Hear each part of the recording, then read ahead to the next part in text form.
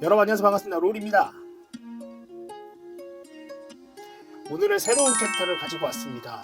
사실 이 캐릭터를 해야 될지 말아야 될지 엄청 고민을 하다가 또 고민을 하고 또 고민을 하고 또 고민을 하다가 One eternity later. 하기로 했습니다. 저한테는 참 쉽지 않은 결정이었어요. 와, 분량도 분량이지만 참 복잡한 캐릭터다. 그래서 사실은 좀 이 캐릭터를 다가가는데 굉장히 어려웠습니다. 오늘 제가 여러분들한테 소개시켜드릴 캐릭터는 바로 정복자 캉입니다.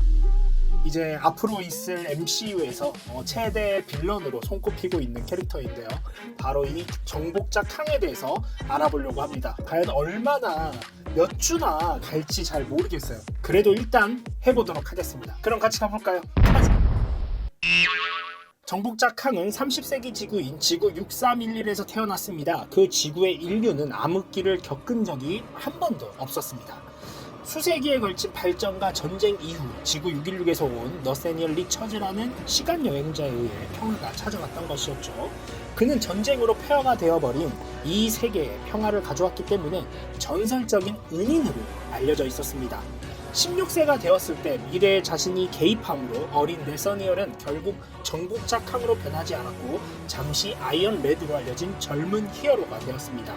또한 청소년기에 키드 이모터스로 알려진 빌런으로 활동을 하기도 했었죠.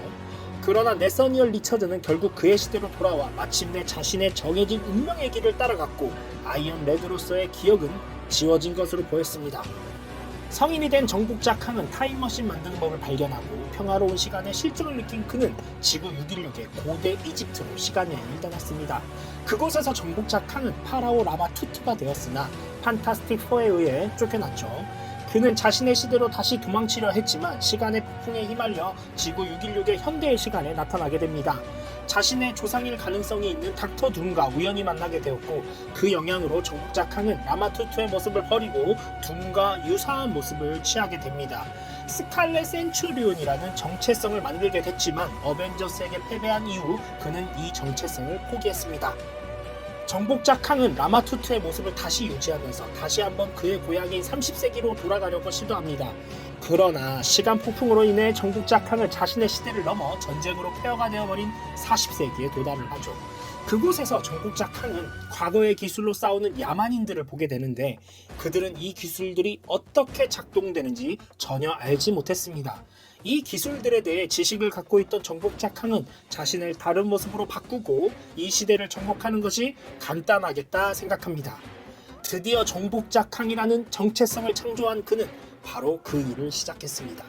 먼저 정복자 캉은 지구를 정복한 다음 은하계의 제국들을 하나씩 점령하기 시작합니다.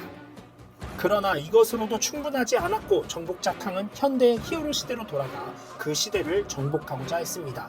정복자 캉이 현대 시대를 정복하기 위해 가장 먼저 관찰했던 것은 1939년경 뉴욕 타임스퀘어였는데 아주 잠깐 나타났던 것이었습니다. 이로 인해 일부 언론 보도가 있었지만 그 당시에는 단순한 속임수로 치부되었습니다. 정복자 캉이 현대시대를 정복하려는 동기 중 일부는 역사상 가장 강력한 사람인 셀레스티얼 마돈나에 대해 알려진 불완전한 역사 기록 때문이었습니다. 정복자 캉은 마돈나의 정체를 알아낸 후 자신이 그 아이의 아버지가 되기로 결심을 했습니다. 오늘 정복자 캉 첫 번째 이야기였는데요. 벌써부터 이미 복잡하죠. 네, 아주 복잡한 캐릭터입니다. 이 시간을 여행하는 캐릭터이기 때문에 아주 여기저기 장소, 시간을 가리지 않고 막 나타납니다. 그렇다 보니 굉장히 혼란스럽습니다. 사실 이 코믹스를 쭉 따라가다 보면 내가 맞게 보고 있는 건가? 이런 생각이 들 정도로 굉장히 혼란스러운 캐릭터인데 정말 오랫동안 등장을 했어요. 거의 60년 가까이 등장을 했는데 처음 등장한 코믹스를 보면 이 1964년 어벤져스 8권에서 처음 등장을 했습니다. 여전히 죽지 않았고 또 계속 나타날 캐릭터이고 또 MCU에서도 어마어마한 영향력을 끼칠 캐릭터라고 생각이 듭니다. 이렇게 대단한 캐릭터를 만들어냈다는 것 자체가 이 작가가 이미 대단하다라고 생각합니다. 이 작가의 상상력과 이 작가의 어떤 그 머릿속이 너무 대단하다. 진짜 이 말밖에 할 말이 없네요. 와, 도대체 무슨 생각을 하고 만든 캐릭터일까요? 아니면 만들어 놓고 보니 아 이렇게도 쓰고 저렇게도 쓰고 요렇게도 쓰니 괜찮네 라고 해서 만들어진 걸까요? 만약 처음부터 생각하고 만들었다면 와 이건 정말 상상 이상입니다. 네. 사실 이제 다른 캐릭터들로 인해서 영향을 받기도 하지만 자기 자신을 통해서도 영향을 받는 캐릭터이기 때문에 막 미래에 내가 나타나고 막 이러다 보니까 네, 굉장히 막 이 사람 자체가 굉장히 복잡합니다. 그래도 이제 일단 자신의 운명대로 정복자 캉이 되긴 했지만 뭐 그 전에 보면은 뭐 빌런도 했다가 히어로도 했다가 뭐 이런 걸 보면 알 수 있잖아요. 근데 이제 타임머신을 만드는 법을 알게 되고 그 타임머신을 통해서 과거와 현재와 미래를 왔다 갔다 하게 되면서 이 캐릭터가 굉장히 복잡해지고 또 굉장히 많은 소스가 등장을 하게 됐죠. 이게 사실 이 마블 코믹스도 판이 키워진 이유가 이런 캐릭터들 때문이라고 생각을 하거든요. 지구 안에서 아니면 뭐 우주 안에서 벌어지는 일들이라고 보면 어떤 빌런을 하나 세워놓고 그 빌런을 향해서 뭐 총공격을 한다던가 뭐 이러면 되겠지만 자기 자신 말고 똑같은 또 다른 자신이 있고 또 다른 자신이 있고 또 다른 자신이 있고 막 이러다 보니까 더 복잡해지는 세계관을 만들어낸 캐릭터라고 할 수 있을 것 같습니다. 판타스틱 4와 굉장히 밀접한 관련이 있었는데 판타스틱 4도 이제 MCU에서 등장을 하잖아요. 정복자 캉이라는 빌런을 향해 지금 가고 있는 영화가 어벤져스 5, 어벤져스 6가 될 거란 말이죠. 그 영화에는 지금까지 MCU에 나왔던 캐릭터들이 총 등장한다라는 소문이 있어요. 그러다 보니 지금 이제 등장해야 될 캐릭터들이 판타스틱 4라든지 데드풀이라든지 엑스맨이라든지 이런 슈퍼내추럴 캐릭터들이라든지 이런 캐릭터들까지도 전부 다 등장을 해서 이 정복자 캉이랑 싸우지 않을까 약간 이런 생각이 듭니다.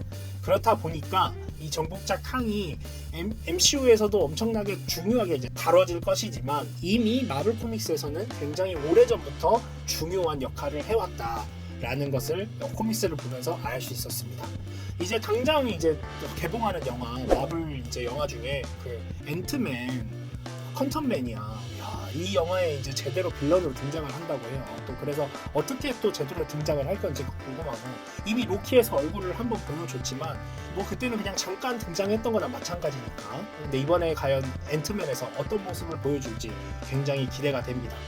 이 로키 할 때 사실 이 캐릭터를 할까 고민을 엄청 많이 했었는데 그때는 아직은 때가 아니다 라고 생각을 했었는데 지금이 바로 그때인 것 같습니다. 그럼 지금부터 쭉 캉에 대한 이야기를 한번 쭉 해보도록 할 텐데 몇 주가 될지 모르겠어요. 아주 오랜 시간 캉을 하게 될 것 같아요. 그래서 캉에 대해서 앞으로 저와 같이 알아보면 좋을 것 같습니다. 다음 시간에 캉의 두 번째 이야기로 돌아올 거고요. 제가 늘 여러분들한테 원하는 게 있죠? 구독과 좋아요 눌러주시면 감사하겠고요. 다음 시간에 또 다른 영상으로 찾아오도록 하겠습니다. 여러분 안녕.